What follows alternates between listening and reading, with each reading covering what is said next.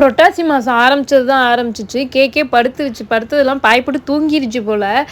அப்படி தான் வந்துட்டு கேக் வந்து போயிட்டுருக்கு. டல்லாக தான் வந்து போயிட்டுருக்கு. பட் வந்துட்டு ஏதோ ஒரு நாளைக்கு ஒரு கேக் ஆர்டர் அந்த மாதிரி வந்து வந்துட்டுருக்கு. இன்றைக்கி வந்து டோட்டலாக வந்து ஒரு 3 கேக்ஸ் அப்புறம் வந்துட்டு ப்ரௌனி வந்து ஒரு 2 கேஜி கிட்ட வந்து ஆர்டர் வந்து இருந்துச்சு.